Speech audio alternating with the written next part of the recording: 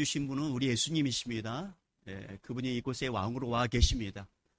예수님 만나면 닫힌 문도 열립니다. 예수님 만나면 은혜도 주십니다. 무엇보다 예수님 만나면 천국 문까지 열립니다. 우리 모두 예수님을 만나서 주님을 깊이 경험하고 또 은혜를 경험하는 우리 모두가 되기를 주님 축복합니다. 자, 사랑은 허다한 죄를 덮느니라라는 제목을 가지고 주염성 듣겠습니다. 외국 사람들이 우리나라 와서 이렇게 참 희한하게 느끼는 것 중에 하나가 뭐냐 하면 고속도로 이렇게 도로 바닥에 분홍색, 녹색으로 이렇게 그려진 차로라고 합니다. 차. 여러분 무슨 말인지 알겠죠? 예. 갈림길에서 각각의 경로를 안내하기 위해서 선명한 색깔로 이렇게 도로에 설치한 컬러 차로 유도선이라고 합니다. 컬러 차로 유도선. 그러니까 어떤 복잡한 어떤 그런 교차로에서 물론 내비를 켜고 가지만 초행길 같은 경우에는 어느 길로 들어가야 될지 잘 모르잖아요. 그럴 때 분홍색, 녹색 그래서 이렇게 길을 안내해 주는 거죠. 만약에 이렇게 길을 잘못 들어서다가 그런 어떤 신호 표식 없이 길을 잘못 들어서다가 이렇게 팽 도는 경우도 있고 아니면 다른 길로 들어가다가 이렇게 자칫 사고가 나는 경우가 있는데 참 이렇게 미리 알려주기 위해서 색상이 다른 이런 유도선을 설치했습니다. 이게 외국 사람들이 그렇게 처음에는 이게 무슨 이게 표시일까라고 이렇게 의심을 갖다가 이 사실을 알고 나서부터는 막 무릎을 친다는 거죠. 그러면서 자기 나라에 꼭 도입했으면 좋겠다. 그렇게 막 사모함이 생긴다고 합니다. 실제로 2018년 이후에 고속도로 이 모든 분기점 또 경로가 혼선이 생길 만한 그런 곳에 이렇게 유도선을 설치를 했더니 교통사고가 35%나 감소됐다고 합니다. 그만큼 이렇게 이 분홍색, 이 녹색, 이 갈림길을 안내해주는 역할이 이게 표시가 참 귀한 역할을 했다는 거죠. 근데 여러분 이제 이것을 우리 인생에 한번 접목해 보게요. 우리 인생 요 정도 이렇게 달리는 자동차와 같이 이렇게 뭔가 선택해야 될 갈림길에 놓일 때가 있죠. 어떤 길로 가야 할지 심각하게 고민할 때가 있습니다. 자칫 길을 잘못 들어서 엉뚱한 길로 가지 않을까. 인생은 연습이 없잖아요. 이 길의 목적지, 내가 이쪽 인생길로 가면 목적지까지 도달할 수 있을까? 그런 의구심이 들고 그러면서 우리 마음속에 내가 어느 길로 가는 것이 정확한지 잘 모르니까 좀 정확하게 좀 길을 안내해 줬으면 좋겠다 라는 그런 사모함이 아마 여러분 한두 번 정도는 아마 들었을 겁니다.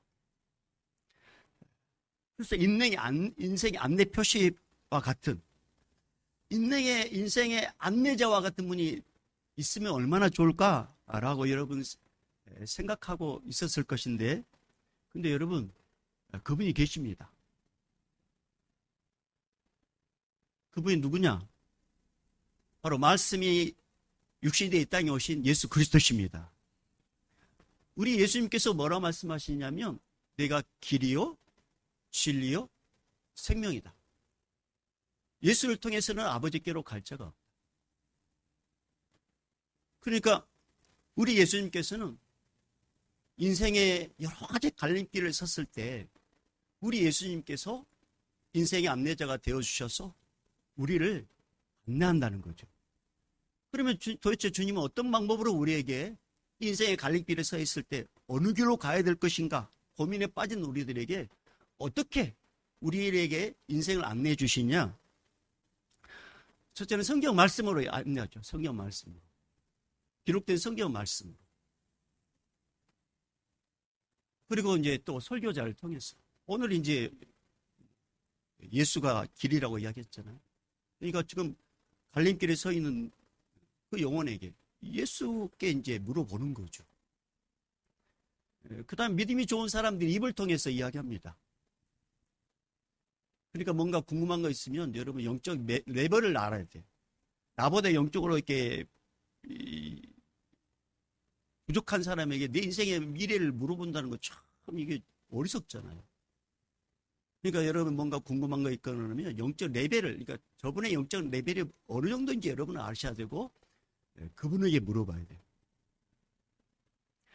그러니까 믿음이 좋은 사람이 이제 입을 통해서 말씀하시고 깨닫지 못하면 또 꿈이나 환상을 통해서 이야기합니다. 그리고 이제 그래도 못 오면 이제 환상, 이렇게 환경을 통해서 우리를 인도합니다. 그래서 우리 인생이 실패하지 않고 우리 진정한 목적지인 천국에 갈 수 있도록 우리 예수님께서 이런 다양한 방법으로 우리를 인도하셔요. 그러니까 여러분 인생의 갈림길에 내가 어떤 걸 선택하고 어느 길로 가는 게 우리는 잘 모르니까 내가 선택한 길이 그 길이 꽃길처럼 느껴지는 그 길이 때로는 지옥불이 될 수 있어요. 아브라함의 조건 롯이 그랬잖아요. 소돔과 고모라 성이 너무나도 목초지가 푸르고 너무나도 좋게 보여요. 그 길을 선택했어요. 근데 그 길이 망하는 길이었다는 걸 몰랐어요. 근데 아브라함은 하나님을 찾았죠. 아브라함 머문 곳에 광야 있지만 그곳에 하나님께서 임재하니까 하나님께서 아브라함에게 큰 은혜를 부어주십니다. 그리고 그의 결론은 믿음의 조상으로 세워주셨어요. 그래서 오늘 저는 말씀을 듣다가 말씀을 듣는 중에 우리 인생의 모든 것을 아신 예수님을 꼭 만나기를 저는 축복합니다. 그래서 예수님을 통해서 우리 모두가 우리 진정한 목적지인 천국까지 딱 입성하는 하나님의 귀한 백성 되기를 주님 축복합니다. 자, 오늘 말씀은 예수님께서 베드로를 통해서 만물의 마지막에 가까웠다 이렇게 말씀합니다. 만물의 마지막은 뭘 가리키냐? 말세를 가리킵니다. 말세. 여러분 말세에는 두 가지 말세가 있어요. 개인의 종말. 개인의 종말의 말세가 있어요. 여러분 우리가 이제 점점 나이가 들어가면서 우리 이제 죽음을 향하여 달려갑니다.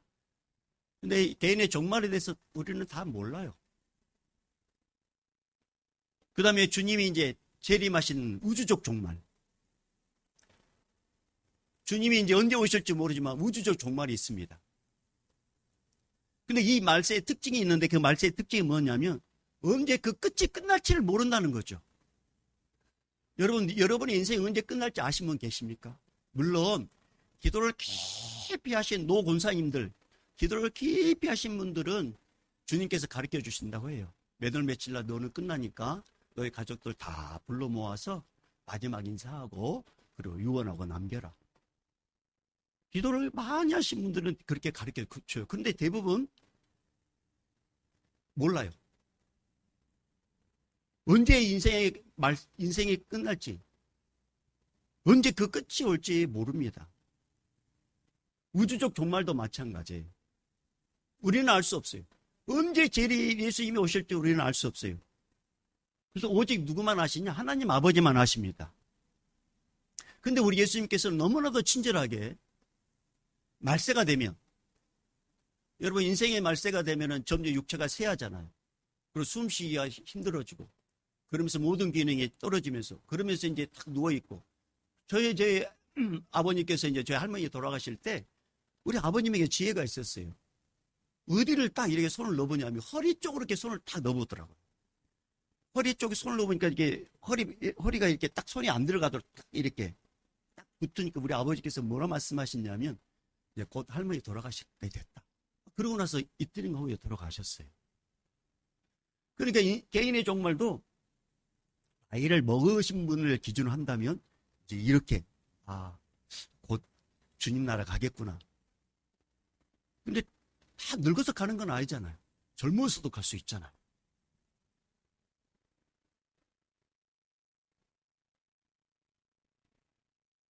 이렇게 개인의 종말도 이렇게 나이가 드시면 이런 이제 여러 가지 현상도 일어나는 것처럼 우리 예수님께서 우주적 종말, 주님이 재림하실 때 여러 가지 일들이 일어나게 될 것인데 이런 일들이 일어나면 말세가 가까워졌다. 그러니 너희는 준비하고 껴있으라 이렇게 말씀하시면서 마태복음 24장 4절 이하에 보면 말세 때 보면 이런 일들이 일어난다고 말씀했어요. 지구 곳곳에 전쟁이 일어나게 될 것이고 기근이 일어나게 될 것이며 지진이 일어나게 될 것이다. 자연재해가 많이 일어나게 될 것이고 전염병이 창궐하게 될 것이며 그 다음에 거짓 선지자들이 일어나서 수많은 사람들을 미혹하게 될 것이다. 그리고 불법이 성함으로 많은 사람들의 사랑이 식어지게 될 것이다. 여러분, 이게 지금 일어나고 현상 아닙니까? 점점 사랑이 식어져 가고 있잖아요. 추석 때 되면은 정이라는 게 있어요. 예전에 울타리 문화 때.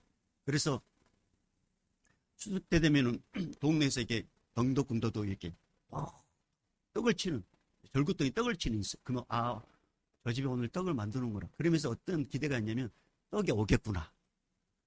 근데 아니라 다를까? 동네에서는요, 그게 조금씩 떡을 만들어가지고 이렇게 동네 일일이 이렇게 돌렸어요. 추석 때도. 뭐, 받아 먹었잖아요. 그러니까 우리 집에 만들면 또 이렇게 돌리고. 그게 참 이 정문화예요, 정문화. 근데 요즘에 점점 그런 게 식어집니다. 불법이 성이에요. 많은 사람들이 사랑이 식어집니다. 그러니까 우리 예수님께서 뭐라 말씀하시냐면, 이런 일들이 일어나는데, 특별히 예수 믿지 않는 사람들이 이런 일들이 일어나면 두려워 떠는데, 예수 믿는 너희들은 뭐라고 말씀하셨냐? 두려워하지 말라. 이렇게 말씀하셨어요. 자, 따라해 봅니다. 두려워하지 말라. 왜 우리 예수님께서 이런 말세의 징조가 일어날 때 두려워하지 말라고 말씀하시냐? 주님이 보하십니다. 주님이 피할 길 주셔요. 그리고 주님께서 믿는 자를 들림받게 해주셔요. 그래서 그런 어떤 고난, 그런 환난을 당하지 않도록 도와주십니다. 그러니까 두려워하지 말라 말씀하시면서 거기에 덧붙인 말씀이 뭐냐면 영적으로 깨어있으라. 이렇게 말씀하셨어요. 근데 여러분, 왜 예수님께서는 베드로를 통해서 재림이 가까웠다고, 임박했다고 왜 선포하셨을까요? 지금 2000년 전에 사람들 마음속에 주님이 오시지 않을 것이라는 생각이 가득 차 있었습니다. 왜냐하면 예수님께서 승천하실 때 내가 속히 오리라 이렇게 말씀하시고 올라가셨단 말이에요. 근데 10년이 지나고 20년이 지나고 30년이 지나도 오시지 않으니까 예수님을 사모하는 마음, 예수님을 기대하는 마음, 그런 마음들이 점점 느슨해졌습니다. 예수님을 간절히 고대하는 마음들이 식어져 갔습니다. 그러면서 하늘나라에 대한, 천국에 대한 소망도 점점 사라지면서 반대급부 쪽으로 세상에 이제 집중하게 되는 거예요. 그러면서 자연스럽게 뭐까지 영향을 끼치게 되냐면 개인의 종말까지도 생각하지 않는 그런 단계까지 이르게 됐습니다. 세상이 너무 좋은 거예요. 옆집 사람이 죽어가도 저 죽으면 나와 상관없이 나는 100세까지 살 수 있을까는, 오랫동안 살 수 있을까는, 저 죽으면 나와 상관없어. 그런 영적인 자리까지 이르게 됩니다. 근데 우리 주님께서 말씀하셨어요. 한 번 죽는 것은 정해진 것이요, 죽음 이후에는 심판이 있다. 그러면서 이 심판의 기준은 예수를 믿으면 천국이고 예수를 믿지 않으면 영원한 지옥에서 영원토록 고통받게 되는데, 성도들이 예수님이 안 오시니까 점점 영적으로 무너지면서 세상이 좋으면서 당신의 개인적인 마지막을 준비하지 않은 거예요. 내 인생의 마지막은 멀리 있다고 여겼습니다. 그러면서 점점 세상의 쾌락이 좋아진 거예요. 세상의 즐거움에 빠지고 세상 풍조에 흔들리고 인생 끝나면 다 놔두고 갈 그곳에 이제 인생의 우선순위를 두고 삽니다. 인생 뭐 있어? 하면서 무엇을 먹을까? 무엇을 마실까? 무엇을 입을까에 목적을 두고 인생을 삽니다. 그러면서 그걸 이루기 위해서 막 경쟁적으로 삽니다. 진짜 중요한 것은 영원한 세상, 천국인데, 죽고 나면 심판이 있는데 거기에는 관심 1도 없어요. 여러분, 그러다가 개인의 종말이 온다거나 예수님이 오신 우주적 종말이 온다면 그 영혼 어떻게 되겠습니까?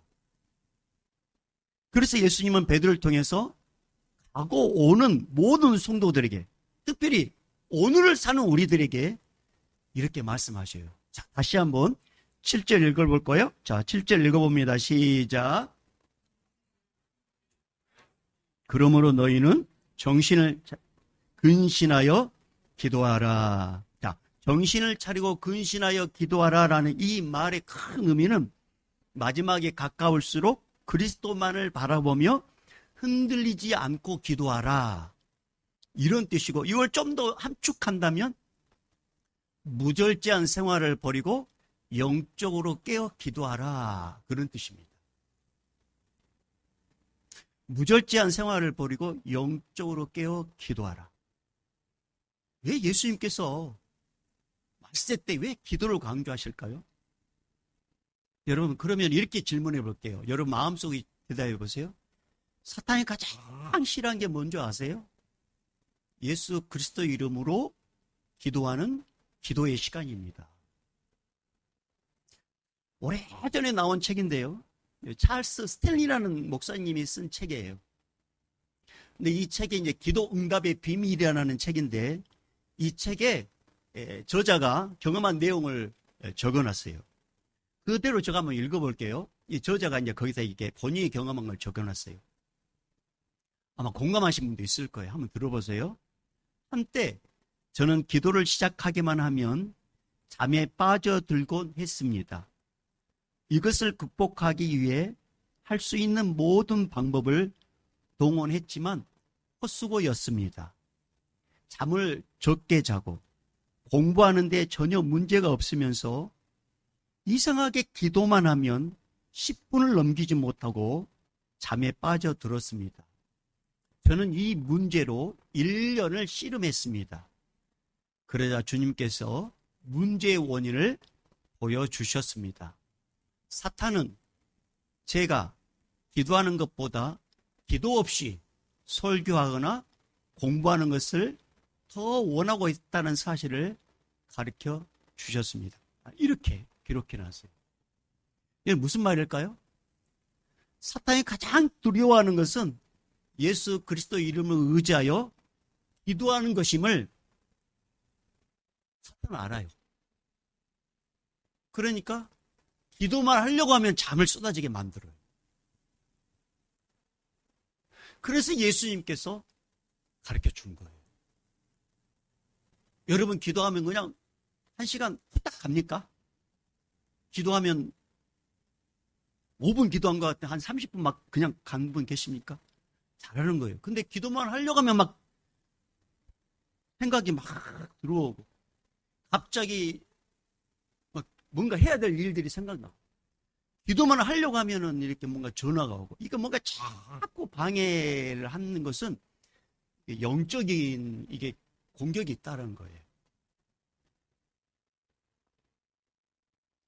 그래서 여러분 사탄은 우리의 기도를 방해하기 위해서 각가지 교묘한 방법으로 공격합니다. 제가 이야기한 것처럼 바쁘게 만들고 영적인 일이 아닌 세상 일에 더 신경 쓰게 만들고 피곤하게 만들고 특별히 신앙생활에 회의감을 들게 해서 기도의 자리에 오지 못하게 합니다. 성도들끼리 서로 이렇게 불편한 어떤 관계로 인해서 저 영혼 보고 싶지 않아요. 그러니까 기도의 자리까지 안 오는 거예요.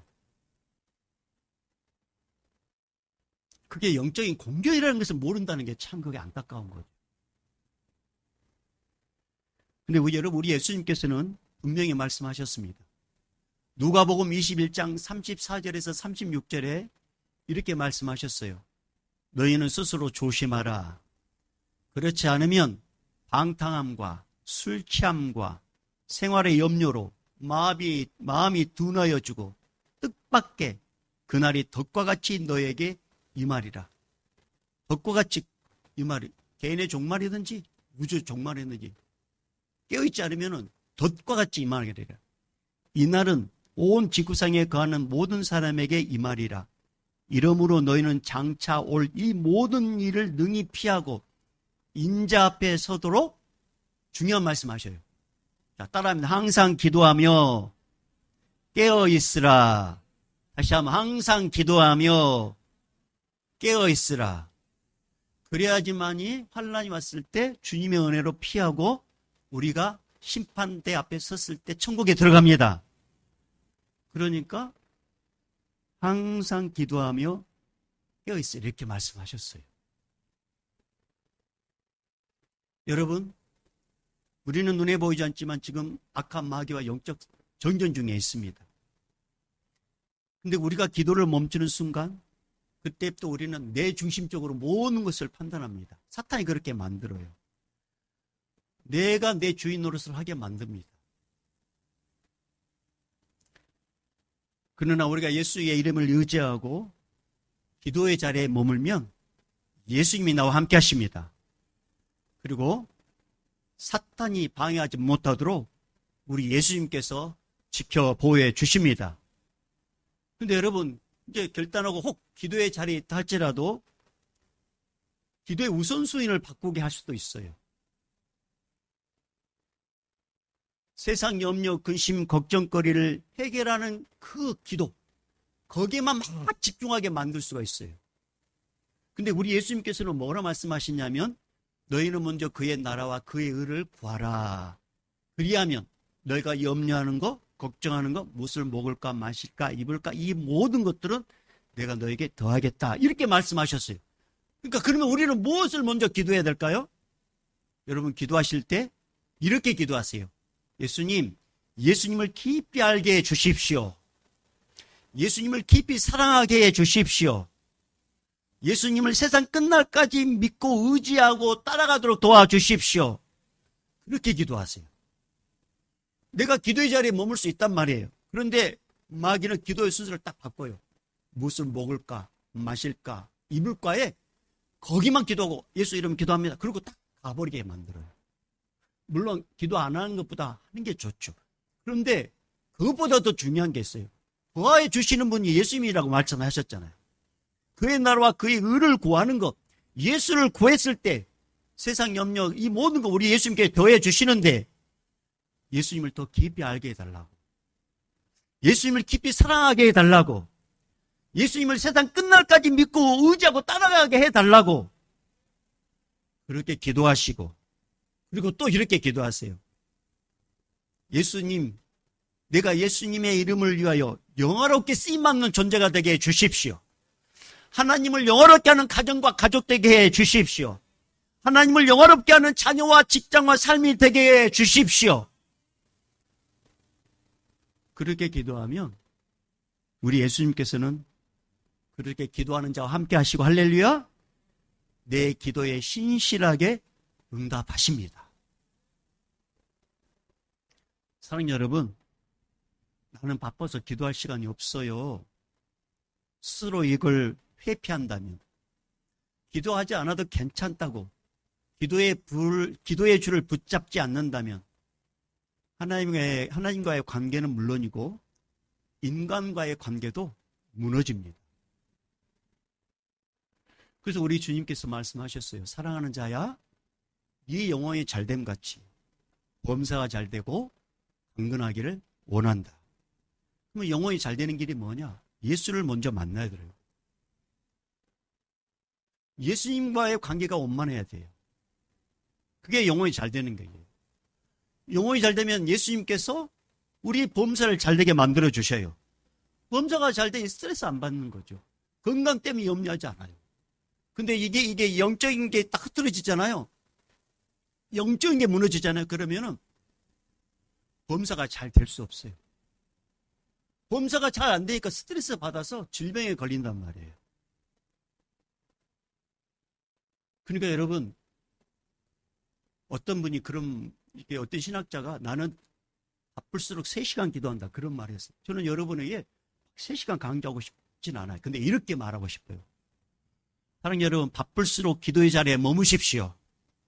바쁠수록. 그리고 예수님을 의지하면 예수님께서 기도할 마음도 주시고 기도할 시간도 주셔서 하늘의 은혜를 경험하게 하십니다. 그러니까 기도의 자리를 만드셔야 돼요. 자, 우리 다시 한번 7절 읽어볼까요? 자, 우리 7절 다시 한번 읽어봅니다. 시작. 만물의 마지막에 가까이 왔으니 그러므로 너희는 정신을 차리고 근신하여 기도하라. 자, 우리 모두 정신을 차리고 서로 기도함으로써 사탄이 두려워 떠는 영적 용사가 되기를 주님 축복합니다. 그래서 마귀 사탄이 공격으로 딱 한 길로 왔다가 여러분이 예수의 능력으로 딱 무장되어 있을 때 마귀 사탄이 7길로 도망가는 그런 기도의 용병, 기도의 용사, 그분이 바로 저와 여기 계신 모두가 되기를 주의 이름으로 축복합니다. 계속해서 예수님은 만물의 마지막에 가까울수록 기도하라 하시면서 8절에 또 이렇게 말씀하셔요. 자, 8절 읽어봅니다. 시작. 무엇보다도 뜨겁게 서로 사랑할지니 사랑은 허다한 죄를 덮니라. 자, 서로 사랑하는 이유는 사랑은 허다한 죄를 덮기 때문이라고 이렇게 말씀하셔요. 근데 여러분, 사랑은 허다한 죄를 덮는다고 말씀하시는데 아무리 내가 누군가를 사랑해도 상대편의 그 허물과 이 죄가요 늘 있어요. 이게 사라지면 얼마나 좋겠어요. 근데 현실은 그렇지 않습니다. 사랑한다 하면서도 내 마음 한구석에 허물이 남고 내 마음 한구석에 미운 마음이 남고 내 마음 한구석에 그 사람의 그 죄가 다 생각에 자리 잡고 있어요. 근데 왜 우리 예수님께서는 사랑을 하면서 사랑을 하면은 모든 죄를 덮는다고 이렇게 말씀하시는 걸까요? 하나님이 인간을 창조하실 때 하나님께서 그 인간에게 생기를 불어넣어 주셨습니다. 그래서 인간이 생명이 됐어요. 하나님은 인간에게 생기를 불어넣어 줄 때 인간에게 뭘까지 불어넣어 주시냐면 하나님을 사랑하는 그 마음, 그리고 이웃을 사랑하는 그 마음, 그 사랑의 마음을 가득 부어주셨습니다. 그 하나님이 주신 배우자, 하나님이 주신 가족, 하나님이 주신 이웃을 사랑할 수 있도록 부어주셨어요. 하나님이 부어주신 이 사랑은 큰 사랑이었고 자기 희생적인 사랑이었고 남을 배려하는 사랑이었습니다. 그런데 인간이 하나님처럼 되고 싶은 그 욕심에 사탄의 말에 넘어가요. 선악과를 따먹습니다. 죄를 범합니다. 그러면서 하나님의 영이 떠나버려요. 인간이 죽는 존재가 됩니다. 그러면서 이 사랑이 변질돼요. 사랑이. 하나님을 사랑하는 것보다 이제는 자기 자신을 더 사랑하는 사랑으로 변질됩니다. 인간 안에 죄악이 물밀듯 밀려오면서 이 사랑까지 변질돼요. 그래서 인위적인 사랑으로 변하고 자신만을 사랑하는 사랑으로 변하고 자기 중심적인 사랑, 그 사랑으로 인간이 타락합니다. 그래서 자기의 사랑을 채우기 위해서 남이 어떻든 간에 상관없지 않아요. 나만 만족하면 돼요. 이처럼 타락한 인간은 죄악에 사로잡혀서 정말 사랑을 쟁취하고 있지만 늘 사랑에 고픈 존재가 되었습니다. 그렇게 살다가 죽어서는 영원히 사랑이 없는 지옥불에 떨어져 죽는 존재가 되었어요. 이게 우리 인간입니다. 근데 사랑의 근원이신 우리 하나님 아버지께서 우리를 사랑하기로 이제 작정하셨어요. 그래서 이 땅에 보내신 분이 누구시냐? 사랑의 실체이신 예수님을 이 땅에 보내십니다. 그리고 우리 인간을 위해서 예수님께서 십자가에서 다 이뤘다 하시고 죄값을 지불해 주셨어요. 그리고 누구든지 예수를 믿으면 그 예수님의 사랑이 이제 우리 안에 들어오게 됩니다. 그래서 그 예수님의 사랑으로 사랑할 수 없는 사람을 나도 모르게 사랑하게 되고 용서할 수 없는 그 영혼을 나도 모르게 용서하게 돼요. 그런데 우리 인간은 타락했기 때문에 그게 영원히 지속되지 않아요. 또 무너져요.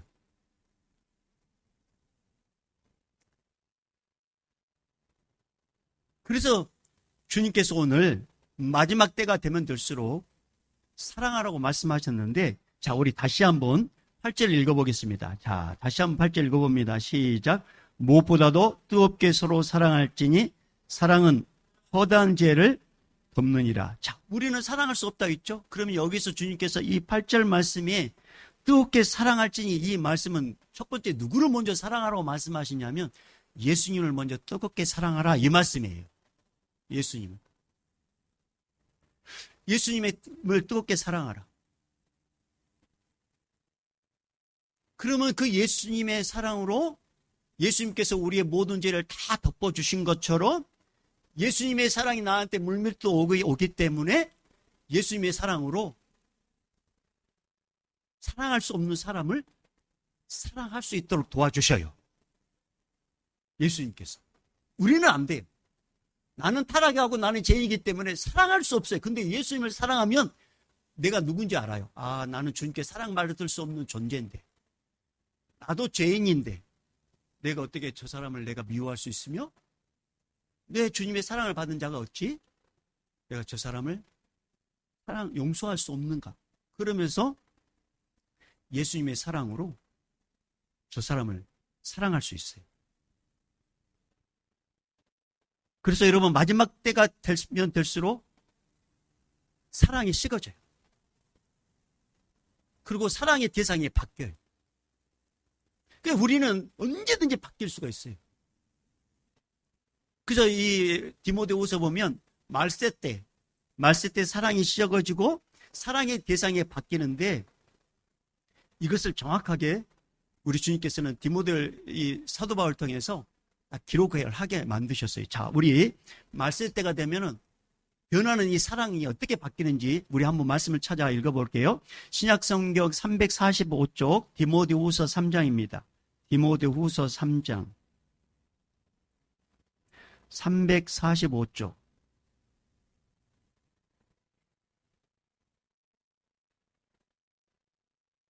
디모데후서 3장 1절에서 5절까지, 자, 다 찾으셨으면 아멘. 자, 읽어보겠습니다. 시작. 너는 이것을 알라. 말세에 고통하는 때가 이르러 사람들이 자기를 사랑하며 돈을 사랑하며 자랑하며 교만하며 비방하며 부모를 거역하며 감사하지 아니하며 거룩하지 아니하며 무정하며 원통함을 풀지 아니하며 모함하며 절제하지 못하며 싸나우며 선한 것을 좋아하지 아니하며 배신하며 조급하며 자만하며 쾌락을 사랑하기를 하나님 사랑하는 것보다 더하며 경건의 모양은 있으나 경건의 능력은 부인하니 이 같은 자들에게서 내가 돌아서라. 여러분, 우리도 이렇게 이런 어떤 성향을 갖고 있는 사람들과 지금 함께 더불어 살아가고 있어요. 그러니까 우리는 엄청나 많은 상처를 받을 수 있어요. 근데 주님은 우리 보고 저들을 사랑하고 그들의 흠을 덮어달라고 말씀하는데 우리는 할 수가 없어요. 그 영화만 보면 막 뭔가 위에서 막 이렇게 뭔가 올라오잖아요. 신물에 올라와가지고 막 이렇게. 그럼 도대체 왜 주님께서는 이 말씀을 하셨느냐? 네가 이런 사람을 사랑하려면 너의 힘으로 안 된다. 그러니까 예수를 먼저 깊이 사랑하라. 예수를 먼저 사랑하라. 누가복음 15장에 보면 탕자의 비유가 나오잖아요. 아버지의 사랑이 싫어서 아버지 시야에서 벗어납니다. 그 유산을 가지고. 그리고 세상을 향하여 막 달려갑니다. 세상이 너무 좋아요. 근데 여러분, 세상은 그거 아세요? 조건부 사랑이라는 거 아세요? 돈이 있을 때는 막 친구들이 달라붙었어요. 근데 돈이 떨어지니까 아무도 없어요. 자기 혼자만 남아요. 근데 또 그때 하필이면 또 흉년이 들어요. 근데 먹고 살아야 되잖아요. 그러니까 진짜 힘든 일을 합니다. 누가 이렇게 밥 먹여주는 것도 아니고. 그런데 할 때 이 둘째 아들이 누굴 생각하냐면 아버지의 사랑을 생각해요. 그리고 아버지 집으로 가기로 결정합니다. 근데 아버지는 둘째 아들이 집에 나가는 순간부터 둘째 아들이 언젠가 올 거라는 알고 항상 기다리고 계셨어요. 둘째 아들이 자기 집이 가까우면 가까울수록 점점 그의 발걸음 무거웠습니다. 왜냐하면 아버지가 나를 어떻게 대할까? 아버지가 나를 내치진 않을까? 내 돈 어디 있냐 이놈아 그러면서 돈 달라고 그러지 않을까? 근데 저기서 누가 막 달려와요. 아버지였습니다. 아버지는 이 둘째 아들을 냄새나고 제대로 씻지 못해서 완전 노숙자가 된 이 아들을 다 끌어안습니다. 그리고 그의 허물을 다 덮어주셔요. 묻지도 않아요. 목욕시키고 새 옷을 입히고 새 가락지를 끼워주고 새 신발 시키고 그리고 송아지를 한 마리 잡아서 잔치를 베풉니다. 여러분 여기서 나오는 둘째 아들은 누구를 가리킨 줄 아세요? 우리입니다. 우리. 하나님의 사랑이 복에 겨워서 우리는 떠나는 존재. 세상이 좋아서 세상을 사랑해서 떠나가는 존재. 그럼 여기 나오는 아버지는 누구시냐? 예수 그리스도십니다. 예수님이 우리의 모든 죄를 보혈의 피로 다 덮어버렸습니다. 그래서 예수 이름으로 회개하면 기억지 않는다고 말씀하셨어요. 그래서 예수님께서 이미 우리 죄를 주의 사랑으로 딱 덮어버렸어요. 덮어버렸어요. 그래서 우리가 오늘 또 이렇게 살고 있습니다. 그래서 시편 103편 8절에서 10절 말씀 보면 이런 말씀이 있어요. 요한은 예수는 국률이 많으시고 은혜로우시며 노하기를 더디하시고 인자하심이 풍부하시도다. 자주 경책하지 아니하시며 노를 영원히 품지 아니하시리로다. 우리의 죄를 따라 우리를 체벌하지는 아니하시며 우리의 죄악을 따라 우리에게 그대로 갚지는 아니하셨으니 우리는 제 대가를 우리는 대신 받아야 되는데 예수님께서 다 받으셨어요. 그리고 우리의 죄를 예수님의 사랑으로 딱 덮어버렸습니다. 그래서 누구든지 예수를 믿으면 예수님의 사랑, 예수님의 자녀가 하나님을 아버지라 부르는 이 어마어마한 은혜를 누리는 존재가 되었습니다. 여러분, 이거 우리의 노력이 아니었어요. 거저 주신 하나님의 사랑이었습니다. 자, 다시 한번 8절, 오늘 본문 사도행전 7장 8절, 베드로전서 4장 8절, 신약성경 381쪽, 베드로전서 4장 8절, 우리 다시 한번 읽어볼까요? 시작. 무엇보다도 뜨겁게 서로 사랑할지니 사랑은 허다한 죄를 덮느니라. 아멘. 여러분, 우리 예수 믿는 사람들 누구라고 그렇게 성도라 하죠? 성도는 예수님의 사랑으로 수많은 죄가 다 없어진 자들입니다. 예수님의 사랑 때문에 구원받았고 예수님 사랑 때문에 천국 가는 자들이 성도입니다. 성도는 자신의 기도로 예수님을 사랑한 것이 아니라 예수님의 강권적인 사랑으로 예수님의 사랑을 입은 자들이 성도입니다. 그래서 우리는 예수님 때문에, 예수님의 사랑 때문에 예수님의 사랑을 덮은 그 은혜로 우리는 하나님의 자녀가 됐습니다. 예수님의 사랑으로 깨끗해졌고 예수님의 사랑으로 의로운 자가 됐습니다. 그래서 성도라고 부를 수 없는 자를 성도라고 이렇게 불러준 거예요. 사랑하는 여러분, 우리는 예수님의 사랑을 엄청나게 받은 자들입니다. 이 세상에서도 예수님의 사랑을 받고 천국에 가서도 영원토록 예수님의 사랑을 받는 자가 되었습니다. 그렇다면 이 땅에 살 때 그럼 우리 주님께서는 오늘 이 8절 말씀을 왜 우리에게 주셨을까요? 마지막 때가 되면 될수록 우리는 예수님을 깊이 사랑하고 그 사랑으로 세상의 헛된 것의 사랑을 빼앗기고 헛된 것의 사랑을 찾는 자들에게 진짜 예수의 사랑을 전해주기를 원하시는 마음으로 이 말씀을 우리에게 주셨습니다.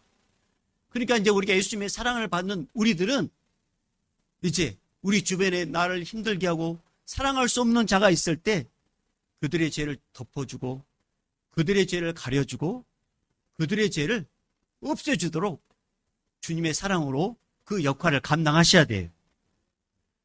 그래서 이번 추석 명절 때 여러분 이제 우리가 많은 분들을 만나게 될 겁니다.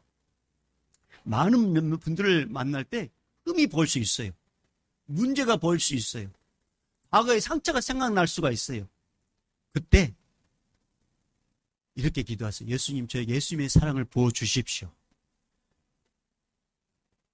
그리고 나도 나의 죄를 예수님께 사랑으로 덮어주셨듯이 나도 예수님의 사랑으로 저 사람의 허물, 저 사람의 그 상처된, 나를 상처줬던 것을 덮을 수 있도록 도와주십시오. 라고 이렇게 기도하십시오.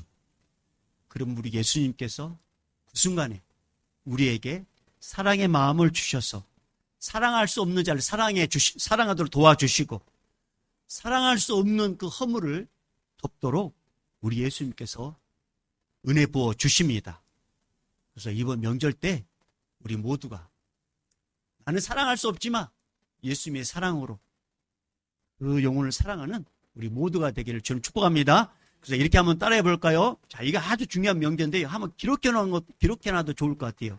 한번 따라해 볼게요. 우리가 예수님처럼 죄인들의 허다한 죄를 사랑으로 덮어주면 예수님은 그런 자의 모든 죄와 허물을 자신의 보혈로 다 덮어주신다.